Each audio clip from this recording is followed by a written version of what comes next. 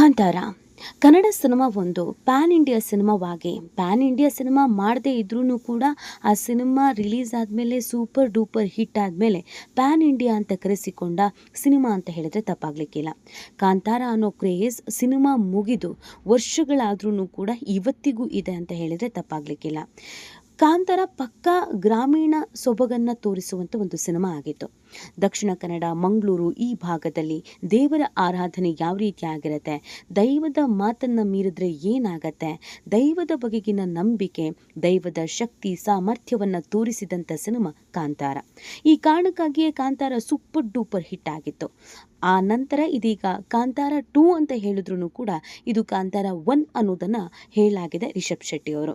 ಅಂದರೆ ಕಾಂತಾರ 2 ಅನ್ನು ಮೊದಲೇ ರಿಲೀಸ್ ಮಾಡಿದ್ವಿ, ಈಗ ನಾವು ರಿಲೀಸ್ ಮಾಡಬೇಕು ಅಂತ ತಯಾರಿಯಾಗಿರೋದು ಕಾಂತಾರ 2 ಸಿನಿಮಾವನ್ನು ಅಂತ, ಕಾಂತಾರ 1 ಸಿನಿಮಾವನ್ನು ಅಂತ ಅವ್ರು ಹೇಳ್ತಾ ಇದ್ದಾರೆ.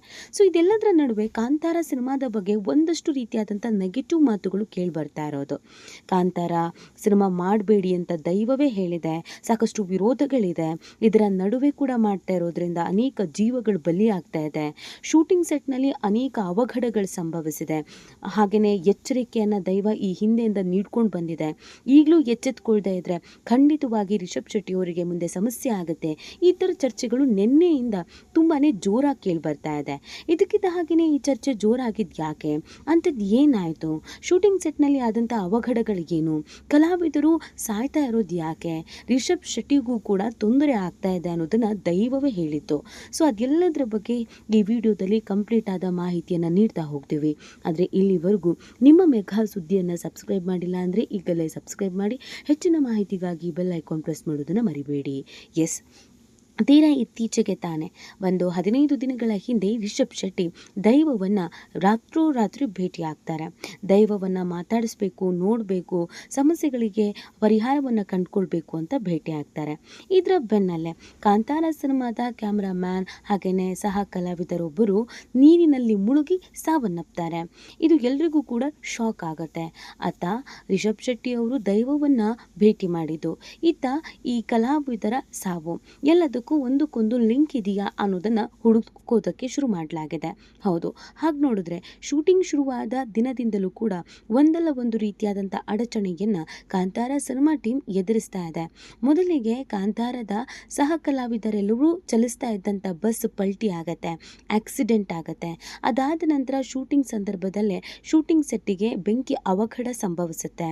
ಅದಾದ ಮೇಲೆ ಕಾಂತಾರ ಸಿನಿಮಾದಲ್ಲಿ ಆ್ಯಕ್ಟಿಂಗು ಮಾಡಿದ್ದ, ಕ್ಯಾಮ್ರಾಮ್ಯಾನೂ ಆಗಿದ್ದ ಜೂನಿಯರ್ ಆರ್ಟಿಸ್ಟ್ ಒಬ್ಬರು ನೀರಿನಲ್ಲಿ ಈಜೋದಕ್ಕೆ ಅಂತ ಹೋದಂಥ ಸಂದರ್ಭದಲ್ಲಿ ನೀರಿನಲ್ಲೇ ಮುಳುಗಿಗೆ ಸಾವನ್ನಪ್ತಾರೆ.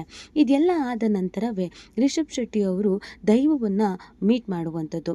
ಈ ಸಂದರ್ಭದಲ್ಲಿ ದೈವ, ಜಗತ್ತಿನಲ್ಲಿ ನಿನಗೆ ತುಂಬ ಶತ್ರುಗಳು ಇದ್ದಾರೆ, ನಿನ್ನ ಸಂಸಾರವನ್ನು ಹಾಳು ಮಾಡಬೇಕು ಅಂತ ಕಾಯ್ತಾ ಇದ್ದಾರೆ, ಆದರೆ ಇದೆಲ್ಲವನ್ನು ತಡೆಯೋದಕ್ಕೆ ನನಗೆ 5 ತಿಂಗಳು ಟೈಮ್ ಬೇಕು, ಆದರೆ ನೀನು ಬಹಳ ಎಚ್ಚರಿಕೆಯಿಂದ ನಿನ್ನ ಕೆಲಸವನ್ನು ಮಾಡಬೇಕಾಗತ್ತೆ, ನಿನ್ನ ಜೊತೆಗೆ ನಾನು ಇರ್ತೀನಿ, ಆದರೆ ನೀನು ನನ್ನ ಸೇವೆಯನ್ನು ಮಾಡಬೇಕಾಗತ್ತೆ ಅನ್ನೋದನ್ನು ರಿಷಬ್ ಶೆಟ್ಟಿ ಅವರಿಗೆ ದೈವ ಹೇಳುತ್ತೆ.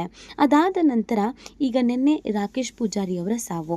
ರಾಕೇಶ್ ಪೂಜಾರಿ ಅವರ ಸಾವನ್ನಪ್ಪಿದ ನಂತರವೇ ಇವರು ಕೂಡ ಕಾಂತಾರ ಸಿನಿಮಾದಲ್ಲಿ ಒಂದು ಮುಖ್ಯ ಪಾತ್ರದಲ್ಲಿ ಅಭಿನಯಿಸ್ತಾ ಇದ್ದಾರೆ ಅನ್ನೋದು ಗೊತ್ತಾಗಿದ್ದು. ಅಲ್ಲಿವರೆಗೂ ಇವರು ಕಾಂತಾರದಲ್ಲಿ ಒಪ್ಕೊಂಡಿದ್ದಾರೆ, ಆ್ಯಕ್ಟಿಂಗ್ ಮಾಡ್ತಾ ಇದ್ದಾರೆ ಅನ್ನೋದು ಯಾರಿಗೂ ಗೊತ್ತಿರಲಿಲ್ಲ. ರಾಕೇಶ್ ಅವರೇ ಅನೇಕ ಬಾರಿ ಅನೇಕರ ಬಳಿ ನಾನು ಕಾಂತಾರದಲ್ಲಿ ಮೇನ್ ಪಾತ್ರ ಮಾಡ್ತಾ ಇದ್ದೀನಿ, ರಿಲೀಸ್ ಆದಮೇಲೆ ನನ್ನ ಲಕ್ಕೇ ಚೇಂಜ್ ಆಗುತ್ತೆ, ನನ್ನ ಲುಕ್ಕೇ ಚೇಂಜ್ ಆಗುತ್ತೆ ಅಂತ ಹೇಳ್ಕೊಂಡಿದ್ರಂತೆ. ಆ ಹೆಮ್ಮೆಗೆಯಲ್ಲಿ, ಆ ಖುಷಿಯಲ್ಲೇ ಇದ್ರಂತೆ. ಆದರೆ ಈಗ ಗೊತ್ತಾಗ್ತಿರುವಂಥ ಮಾಹಿತಿಯ ಪ್ರಕಾರ 6 ತಿಂಗಳ ಹಿಂದೆ ಯಾವಾಗ ಕಾಂತಾರ ಸಿನಿಮಾವನ್ನು ಒಪ್ಪಿಕೊಂಡು ಅದರಲ್ಲಿ ಆ್ಯಕ್ಟಿಂಗ್ ಮಾಡೋದಕ್ಕೆ ಶುರು ಮಾಡಿದ್ರು, ಈ ಸಂದರ್ಭದಲ್ಲಿಯೇ 6 ತಿಂಗಳ ಹಿಂದೆ ರಾಕೇಶ್ ಪೂಜಾರಿ ಅವರಿಗೆ ಒಂದು ಆಕ್ಸಿಡೆಂಟ್ ಆಗಿತ್ತಂತೆ. ಇದು ಯಾರಿಗೂ ಕೂಡ ಗೊತ್ತಿಲ್ಲದಂಥ ವಿಚಾರ. ಆಕ್ಸಿಡೆಂಟ್ ಆದಂಥ ಸಂದರ್ಭದಲ್ಲಿ ರಾಕೇಶ್ ಪೂಜಾರಿ ಅವರ ಮುಖಕ್ಕೆ ಪೆಟ್ಟಾಗಿತ್ತಂತೆ. ಇದರಿಂದ ಅವರ ಮುಖ ಚಹರೆಗೆ ಬದಲಾಯಿತು ಅನ್ನೋದನ್ನು ನಿನ್ನೆ ರಾಕೇಶ್ ಪೂಜಾರಿ ಸಾವನ್ನಪ್ಪಿದ ಬಳಿಕ ಅವರ ಆಪ್ತರು ಹೇಳಿದ್ರು. ಅಲ್ಲಿವರೆಗೂ ರಾಕೇಶ್ ಪೂಜಾರಿ ಅವರಿಗೆ ಆಕ್ಸಿಡೆಂಟ್ ಆಗಿತ್ತು, ಸಮಸ್ಯೆ ಆಗಿತ್ತು ಅನ್ನೋದನ್ನು ಯಾರೂ ಹೇಳಿರಲಿಲ್ಲ. ಆದರೆ ನಿನ್ನೆ ಮಾತ್ರ ಈ ಆಕ್ಸಿಡೆಂಟ್ ಬಗ್ಗೆ ಮಾತಾಡಿದ್ರು.